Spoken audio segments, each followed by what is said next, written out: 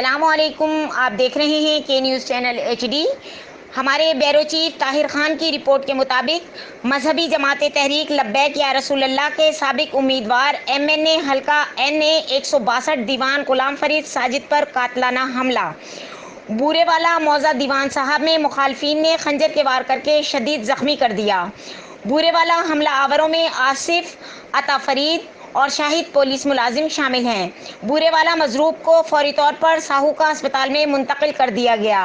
بورے والا زخمی دیوان غلام فرید ساجد اور لواحقین کا ڈی پی او بہاڑی، آر پی او ملتان اور آئی جی پنجاب سے فوری نوٹس لے کر ملزمان کی فوری گرفتاری کا مطالبہ کیا گیا ہے۔ میں دیوان غلام فرید ساجد بطور ایم این اے الیکشن میں اپنا بیان دینا چاہنا کہ مینوں سیاسی بنیاد تے قتل کیتا گیا اور میرے تے قاتلانہ حملہ کیتا ہے۔ سب تو پہلے شاہد ول ذوالفقار ہے، وہ آیا ہے، انہیں آ کے للکاریا کہ انہوں پڑھ لو۔ وہ ذوالفقار دا بیٹا آسو اور ذوالفقار اور عطا فرید یہ انہیں نال آئے، انہوں نے آ کے میرے تے خنجر دا وار کر دیتا ہے۔ سب دے ہاتھ، کسی دے ہاتھ چاقو ہے، کسی دے ہاتھ خنجر ہے، سارے دے ہاتھوں دے وچ چاقو اور خنجر ہے۔ سارے پکڑ کے مینوں چاقو اور خنجراں دے نال چارہ جنیاں مینوں سرے عام روڈ تے ماریا ہے۔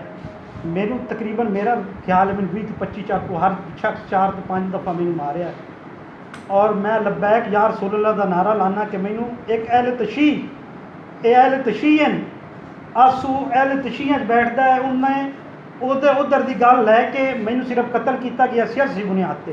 لبیک لبیک لبیک یا رسول